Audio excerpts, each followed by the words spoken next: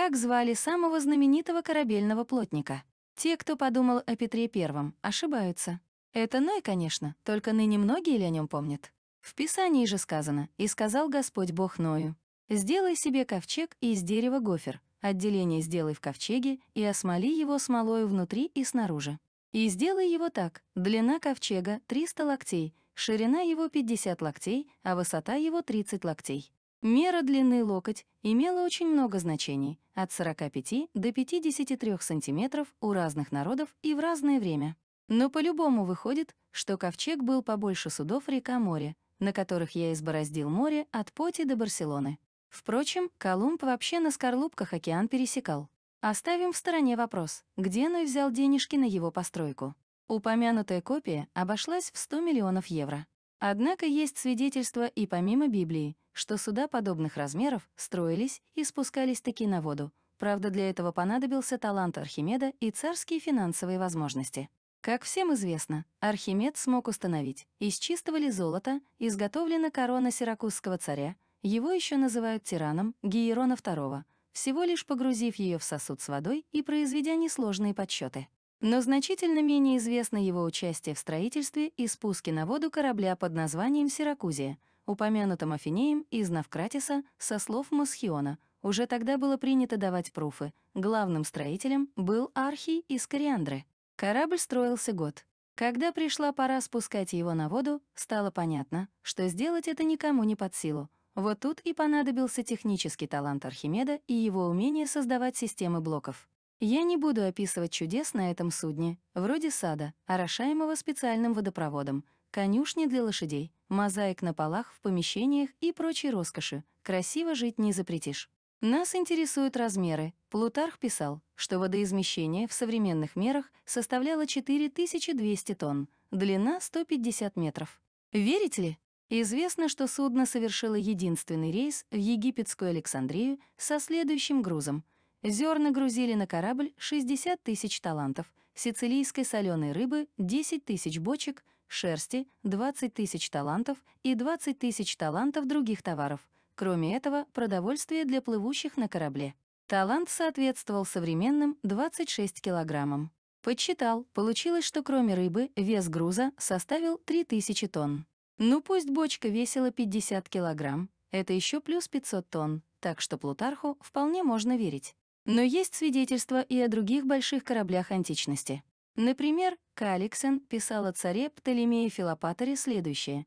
Филопатор построил тесора Кантеру, имевшую в длину 280 локтей, а от борта до борта 38 локтей, в вышину же до верхнего края борта 48 локтей, а от верха кормы до ватерлинии 53 локтя.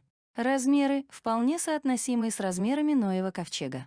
Построил Филопатор и речное судно, так называемую барку с каютами, длина которой достигала 1,5 стадии, а ширина 30 локтей, высота же вместе с палубными надстройками почти 40 локтей. Стадии, кстати, примерно 178 метров. Река для такого судна в те времена подходила одна — Нил.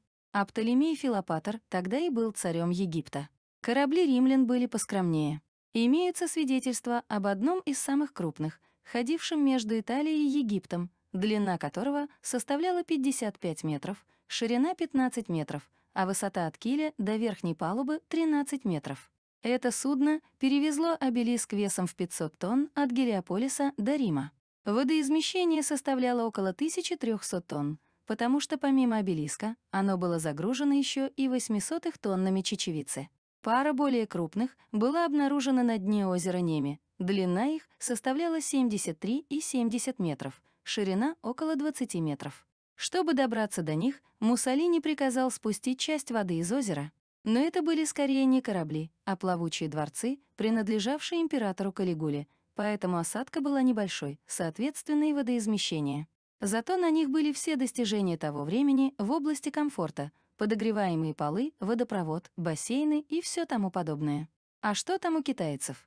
Известно, что еще до Колумба китайцы отправляли исследовательские эскадры вплоть до Красного моря, хотя кое-кто намекает и об Америке. Имеются различные мнения о размерах самых крупных их кораблей. Например, длина 126 метров, ширина 51 метр, водоизмещение 7000 тонн. Пропорции китайских кораблей отличались от европейских, как видите, отсюда и такое водоизмещение. У «Авроры» и «Варяга» оно было поменьше. Похоже, что китайцы иное переплюнули. Хотя некоторые исследователи считают, что эти размеры преувеличены. В 315 году до нашей эры на финикийских верфях по поручению Диметрия Полиаркета были сконструированы и построены несколько судов нового типа — Гексер и Гептор, принесших ему победу над Птолемеем. С этого времени эксперименты в судостроении продолжались непрерывно. К 302 году до нашей эры Деметрий испробовал последовательно все более мощные типы, вплоть до 13-рядной трискайдикеры с 9 сотнями гребцов на каждом борту. Конструкция ее неизвестна, но можно предположить, что это была видоизмененная триера, и ее 1800 гребцов располагались в 3 яруса по 600 человек в каждом, так что на каждый борт каждого яруса приходилось по 300 гребцов, как на Пентере. Если на каждом весле сидели по 10 человек, то этот корабль ненамного превышал обычную триеру по длине, но неизмеримо превосходил ее по скорости. Вероятно, такой же симбиоз высоко- и широкомногорядной галеры представляли собой построенные Деметрием 10-12 лет спустя 14-рядная Тесарискадикера и 16-рядная Гекадикера. В 168 году до нашей эры римляне обнаружили ее на Македонской верфи, отбуксировали в Вечный город, внимательно изучили и оставили догнивать в Тибре. Афиней сообщает о 20-рядном корабле Гиерона. Секрет этих конструкций утерян, и споры о них, растянувшиеся на 2 тысячелетия, носят чисто академический характер. Корабли высотой с многоэтажный дом, если считать межпалубные пространства высотой в 2 метра, применительно к человеческому росту, то высота 16-рядного корабля составила бы 32 метра только между нижним и верхним рядами гребцов. Были бы крайне неустойчивы даже на небольшой волне, а управление ими с помощью многометровых тяжелых весел явно оставляло бы желать лучшего.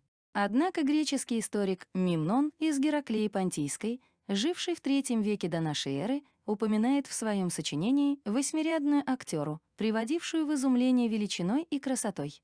На каждом ее весле сидела сотня гребцов, какова же была ее ширина. А всего их было по 800 на борт. Описание более чем краткое и туманное. Слово «палуба» в единственном числе и тут же сообщение о 2 кормчих и 1200 воинов на ней. Больше похоже на Манеру. Будто сговорившись с Мемноном, Плутарх тоже ясно говорит о том, как враги дивились и восхищались, глядя на корабли с 16 и 15 рядами весел, проплывавшие мимо их берегов, и здесь как будто бы нет места для иных толкований. Да и Павсаний упоминает Делосский корабль, имеющий 9 рядов гребцов вниз от палубы, и называет его непревзойденным. Но ведь ни Мемнон, ни Плутарх, ни Павсаний не видели этих кораблей и упоминали их, исходя из традиционного названия, как это делаем и мы.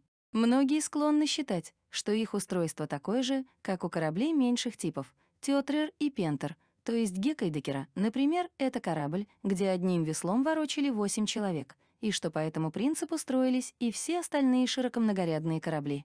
Но, имея, скажем, 3 скайдикера, только один ряд весел с 6 или 7 гребцами на каждом, то при наличии 1800 гребцов, а это известно точно, ее длина составила бы 270 или 280 метров, если считать, что каждой линии гребцов требуется хотя бы 1 метр свободного пространства для нормальной работы. Такой корабль с трудом укладывается в сознание, с трудом он бы помещался в доках и гаванях. И что же тогда можно сказать о кораблях, где ряды весел исчислялись десятками? И об их скорости? Да ведь это были бы просто неуклюжие плавучие мишени. Не случайно эти динозавры вымерли, едва успев появиться на свет, тогда как быстроходные грузовые парусники водоизмещением в 13-18 тонн продержались до времени Цицерона, а корабли водоизмещением от 30 до 150 тонн дожили до эпохи Колумба. В составе флота, сданного Птолемею Филоклом в 285 году до нашей эры, кроме Геккайдекеры, была также 15-рядная Пентикайдекера, флагманский корабль Диметрия. Не этим ли кораблям Птолемей в какой-то мере обязан установлением своей телосократии? Возможно, но не обязательно, хотя какая-то доля истины в этом есть, если, конечно, не объяснять простыми совпадениями упомянутое событие и тот факт, что Македония вернула себе господство на море именно 30 лет спустя, когда на ее троне сидел Антигон Ганат, построивший 18-рядную Актакайдикеру Истмию, и вновь утратила его при Птолемее II, прославившемся сооружением одного 20-рядного и двух 30-рядных кораблей. Этих левиафанов построил на Кипре конструктор Пергатель, удостоившийся особой чести, спасший его имя от забвения, упоминание в специальном царском декрете, высеченном на камне. Кроме этих трех гигантов, флот Птолемея II насчитывал 37 гептер, 30 энор, 17 пентер, 14 11-рядных, 5 гексер, 4 13-рядных, 2 12-рядных и 224 тетреры, триеры и судов меньших типов. Как видно, доля громадных судов слишком мала, чтобы приписывать им решающее значение в битвах. Ударной силой, как и раньше, оставались пиратские эскадры. Что же касается кораблей-монстров с непомерно многочисленными экипажами, то скоординировать синхронность действий такой массы людей чрезвычайно трудно, если не сказать невозможно, и запоздание с выполнением гребка хотя бы одним веслом могло обернуться катастрофой. Флагманским кораблем Антония, например, была Декера, имевшая один ряд весел с 10 гребцами на каждом, и нет основания предполагать, что он не смог бы построить более внушительный корабль, если бы это имело смысл. Декеры известны и в императорском Риме. Чуть больше, грузовместимостью до 3000 тонн. Был построен Гиероном II по проекту Архимеда зерновоз «Сиракузия» водоизмещением 4200 и грузоподъемностью, по свидетельству Афинея, 3300 тонн, позднее подаренный Птолемею II и переименованный в Александрию. По-видимому, это было грузопассажирское судно, так как оно имело 34 местных кают и 5 салонов по числу палуб. Сиракузия курсировала между Сиракузами и Александрией, двумя гаванями древнего мира, только и способными принять такую махину. Аналогичная участь была уготована еще одному судну. Даже будучи почти втрое меньше Сиракузии, 1600 тонн, оно могло торговать лишь с немногими портами — Александрией, Пиреем, Родосом, Сиракузами и несколькими другими. Суда водоизмещением в 1335 тонн перевозили обелиски и им подобные грузы из Египта в Рим.